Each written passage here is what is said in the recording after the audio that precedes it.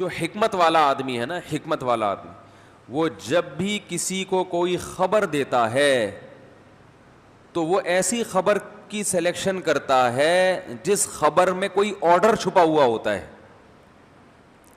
جس خبر میں کوئی آرڈر نہیں ہوتا، معلومات برائے معلومات ہو، حکمت والا آدمی ایسی خبریں نہیں دیتا.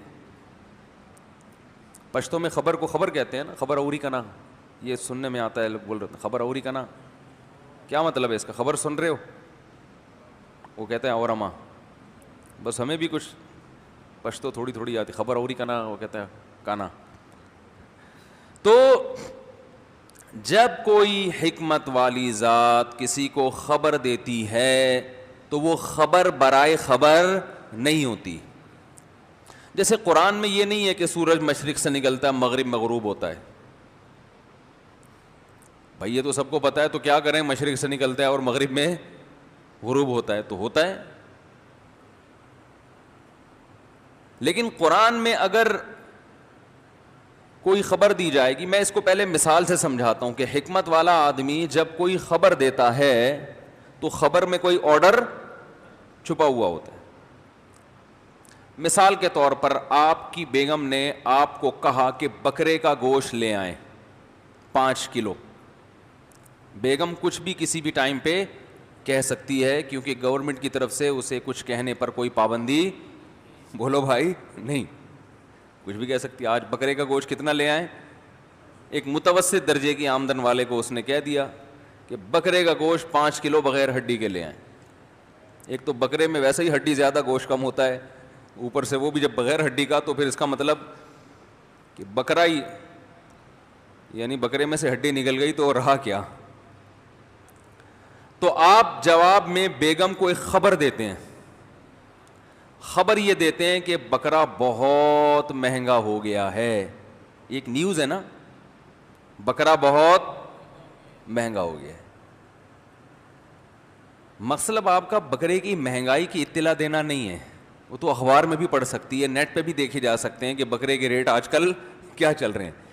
اس خبر کے پیچھے ایک آرڈر چھپا ہوا ہے کہ مہنگا ہو گیا ہے، لہذا یہ گوشت، بولو نا بھائی کیا ہو گیا یار، یہ نہ منگواؤ، بچیا منگوا لو، مرغی منگوا لو.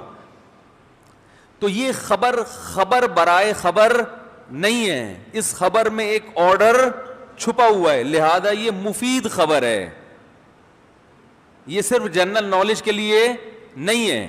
تو اس خبر کو ہم فضول خبر نہیں کہہ سکتے، بلکہ یہ وہ خبر ہے جس سے عمل کا تعلق ہے.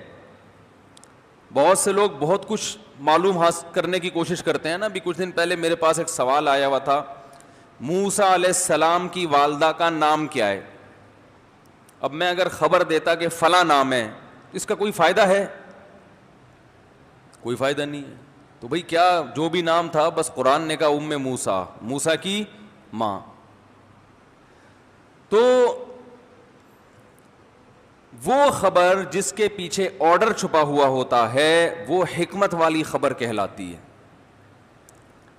قرآن، اب وہ الگ بات ہے جب آپ بیگم کو یہ بتائیں گے کہ بکرے کا گوشت مہنگا ہو گیا ہے اور اس کے اندر آرڈر چھپا ہوا ہو کہ میرا مقصد ہے کہ بکرے کا گوشت نہ منگواؤ، تو بیگم صاحبہ بعض دفعہ گھنی بن جاتی ہیں اور وہ خبر کو ایسے ہی ڈیل کرتی ہیں جیسے آپ خبر ہی دے رہے ہیں. تو وہ فوراً بتائیں گی کہ میری نالج میں اضافہ کرنے کی ضرورت نہیں ہے، مجھے پتہ ہے کہ بکرے کا گوشت ہمیشہ سے مہنگا ہی رہا.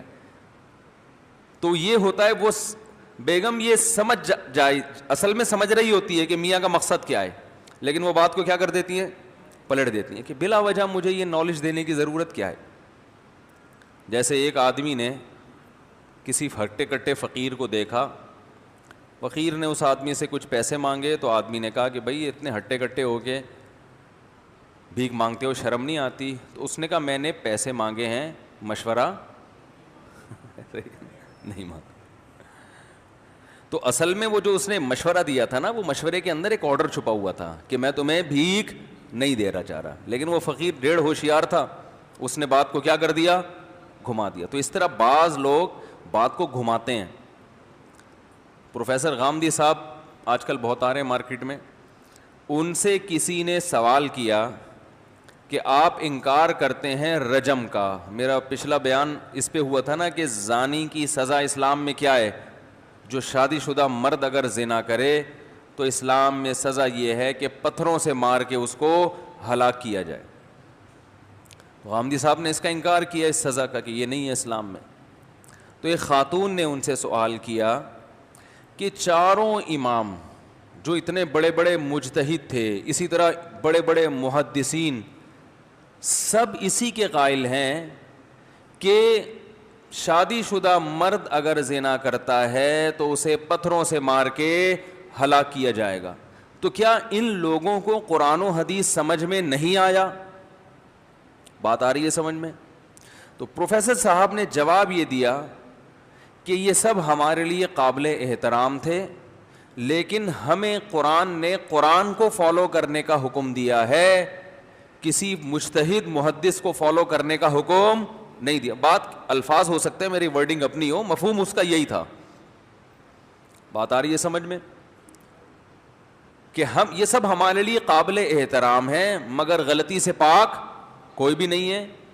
تو ایک طرف ہمارے سامنے قرآن و سنت ہوگا, دوسری طرف ہمارے سامنے یہ بڑے بڑے ائمہ ہوں گے, تو ہم فالو قرآن و سنت کو کریں گے, ان اماموں کو نہیں کریں گے.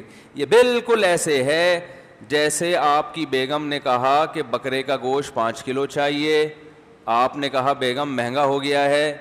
بیگم نے کہا کہ میں نے یہ نہیں پوچھا کہ بکرے کا گوشت مہنگا ہے یا سستا, یہ سوال میں نے کیا ہی نہیں. اور آپ ہکا بکا ہو جاتے ہیں بیگم کا یہ جواب سن کے, حالانکہ آپ نے جو آرڈر دیا ہے وہ اس خبر میں آرڈر چھپا ہوا ہے. بیگم اس آرڈر کو کیا کر رہی ہے؟ وہ پی گئی, بات گھما دی اس نے. تو وہ تو بیگم ہے, چلتا ہے. اگر وہ باتیں نہ گھمائیں تو پھر مکھنچو ٹائپ کے مرد بھی تو ہوتے ہیں نا, وہ تو کوئی حقوق ہی پورا نہ کریں, اس کا تو پھر بھی ٹھیک, اس پہ سوٹ کرتی ہے یہ چیز, مگر غامدی صاحب پہ ایسی چیزیں سوٹ. بھائی بیگم اگر ٹوپی نہ کرائے میاں کو تو میاں بھی تو ٹوپیاں ہی کرا رہے ہوتے ہیں نا آج کل. وہ کون سے پورے صحیح چل رہے ہیں؟ اگر سیدھی سادی بیوی کسی کو مل جائے تو میاں حقوق ادا کرے گا؟ کہاں, کون ادا کرتا ہے؟ یہ تو سالوں کے ڈر سے تو حقوق ادا ہو رہے ہیں. اللہ کے ڈر سے کر رہا ہوتا تو پہلے نماز نہیں پڑھتا. او بھائی, اللہ کے ڈر سے اگر کوئی بیوی کے حقوق ادا کر رہا ہے تو اللہ کے ڈر میں تو سب سے پہلے کیا ہے؟ نماز ہے. تو اس کا مطلب ہے یہ جو بیوی کے حقوق ادا ہو رہے ہیں یہ اللہ کے ڈر سے نہیں ہو رہے, یا تو بیوی کے اپنے ڈر سے ہو رہے ہیں کہ وہ ناراض ہو جائے گی, یا اس کے بھائیوں کے ڈر سے ہو رہے ہیں. اس لیے میں بار بار کہتا ہوں, دیکھو بچے مت روکو. اس کا ایک بڑا نقصان یہ ہے کہ تم اپنی بیٹیوں کے لیے بھائی چھوڑ کے نہیں جاؤ گے دنیا سے. نسل روکنے کا نقصان یہ ہے کہ ایک آدھ بچہ یا ایک آدھ بیٹی جب وہ شادی ہو کے جائے گی نا جس خاندان میں, ان کو پتہ ہے اس کے پیچھے پوچھنے والا کوئی بھی نہیں. باپ تھا وہ تو مر گیا یا بوڑھا ہو گیا, وہ تو مر گیا, تو پیچھے بھائی ہونے چاہیے. چھوڑتے ہوئے 100 دفعہ سوچے کہ یار میں نے اس کو طلاق دی تو پیچھے 5-6 سالے کھڑے ہوئے ہیں. حقوق حق تلفی کرتے ہوئے 10 دفعہ سوچے, پیچھے کوئی ہے ہی نہیں, بھائی بہن ہے ہی نہیں. تو یہ سارا سیٹ اپ کیا ہو رہا ہے؟ برباد کر دیا ہمارا. تو ان سے یہ سوال پوچھا کہ آپ جو ہے زیادہ قرآن سمجھتے ہیں ان ائمہ کی نسبت؟ تو انہوں نے جواب یہ دیا کہ جب ایک طرف قرآن ہو اور ایک طرف یہ بڑے بڑے ائمہ ہو تو ہم فالو کس کو کریں گے؟ قرآن کو. حالانکہ پوچھنے والی خاتون کا یہ سوال نہیں تھا, سوال گھمایا ہے. ارے وہ تو ساری دنیا مانتی ہے کہ ایک طرف قرآن اور ایک طرف چاروں امام, اور امام بخاری مسلم جیسے محدثین ہو تو ہم قرآن ہی کو فالو کریں گے. بلکہ پوری دنیا ایک طرف ہو, سارے مسلمان ایک طرف ہوں اور ایک طرف قرآن ہو, تو فالو کس کو کرنا ہے؟ قرآن کو. سوال یہ نہیں ہے, سوال یہ ہے کہ یہ عجیب سی بات ہے کہ پوری دنیا کی سمجھ میں قرآن کا وہ مفہوم نہیں آیا جو 15ویں صدی میں آپ کی سمجھ میں آ رہا ہے. اس اشکال کا جواب چاہیے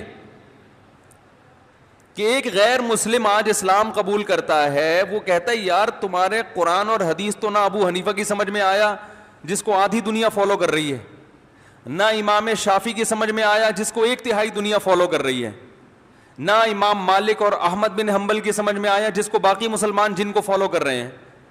تو ان میں سے کسی کی سمجھ میں نہیں آیا، جبکہ یہ اتنے بڑے بڑے اسکالرز تھے اور پوری دنیا ان کو فالو کرتی آ رہی ہے. تو اب کیا اسلام سمجھو گے؟ اس کا مطلب تمہارا اسلام ہی ناقص ہے، اسلام محفوظ نہیں ہے. یہ سوال تھا اصل میں کہ اللہ نے یہ اسلام ایسے لوگوں کے ہاتھوں میں دے دیا کہ ان کو سمجھ میں آیا ہی نہیں. پھر ایک آدھ تو غلطی کر سکتا ہے، سارے غلطی کر رہے ہیں، کسی کے سمجھ میں نہیں آیا. اور آج سمجھ میں کس کے آیا ہے؟ لمز یونیورسٹی کے ایک پروفیسر صاحب کو سمجھ میں آ رہا ہے. تو ہمیں ان پروفیسر کی ذاتیات پہ کوئی اعتراض نہیں ہے. علمی اختلاف تو ہر آدمی کر سکتا ہے نا، تو ہم بھی کر سکتے ہیں.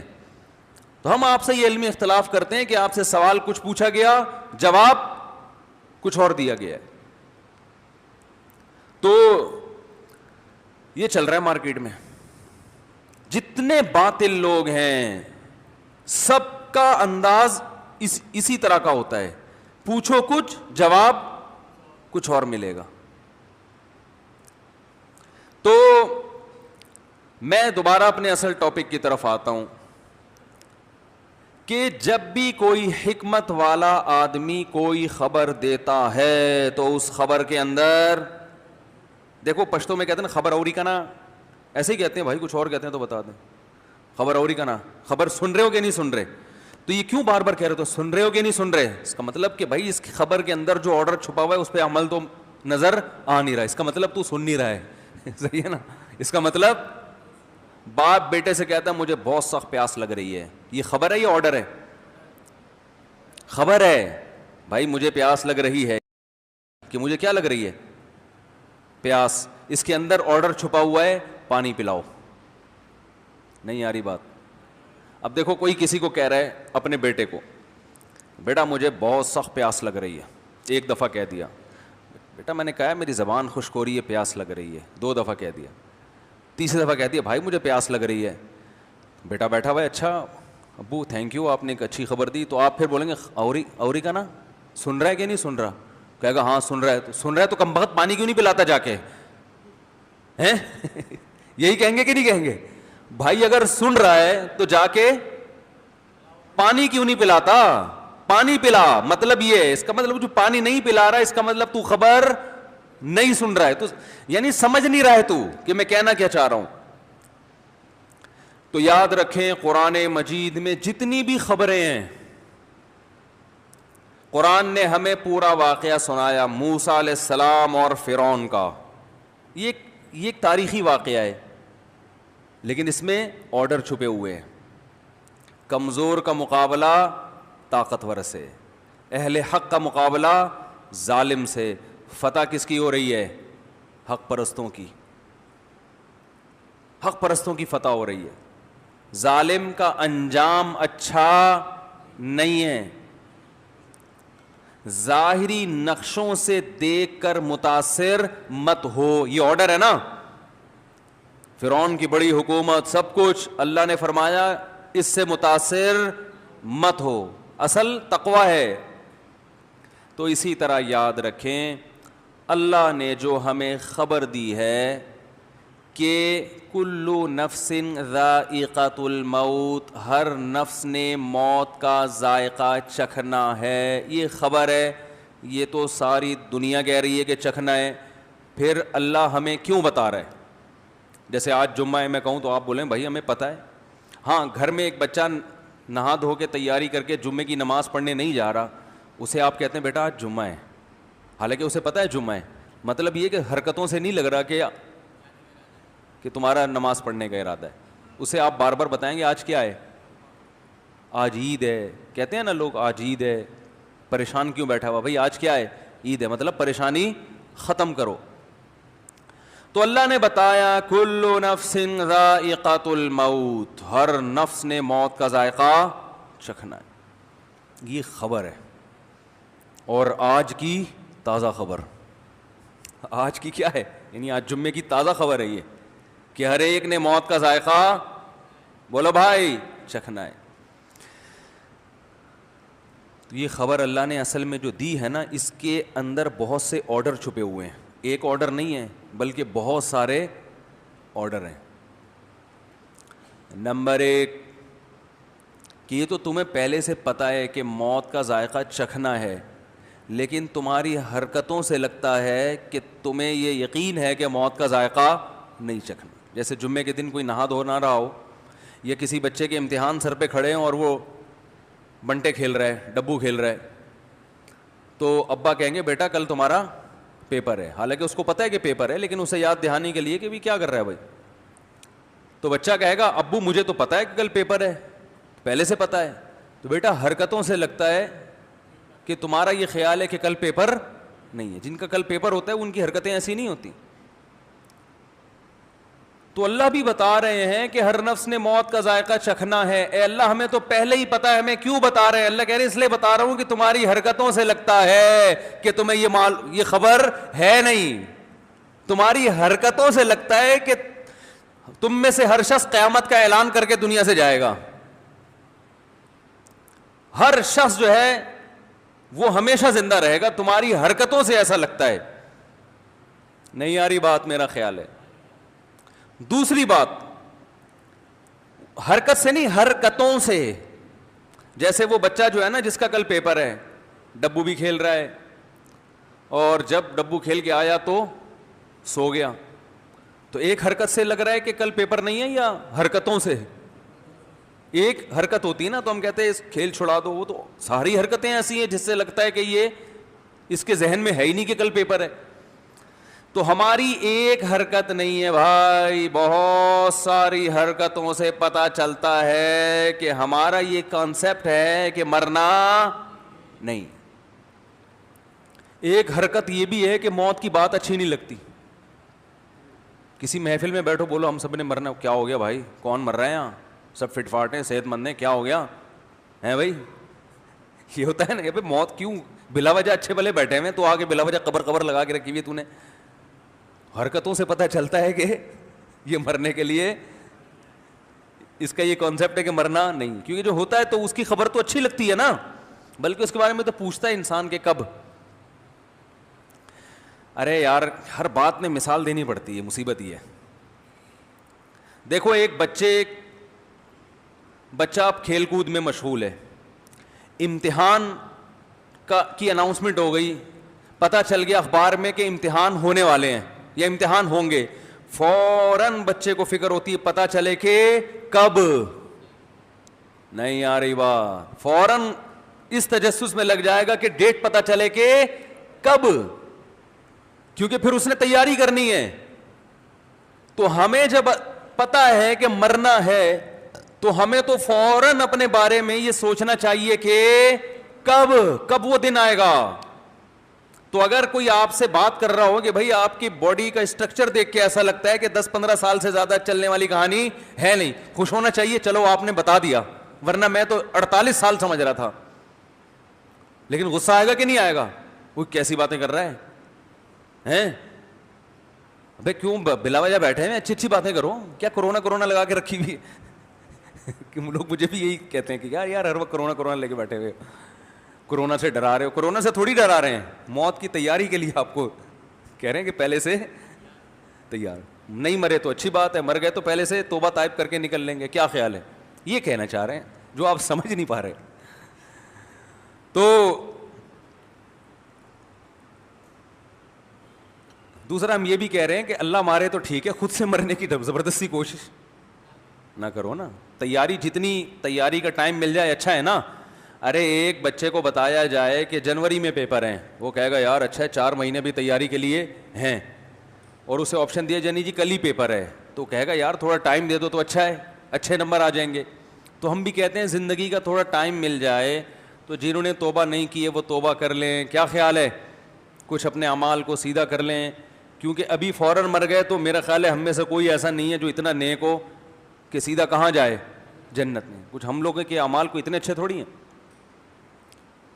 تو اللہ نے ہمیں جو موت کی خبر دی اس خبر میں بہت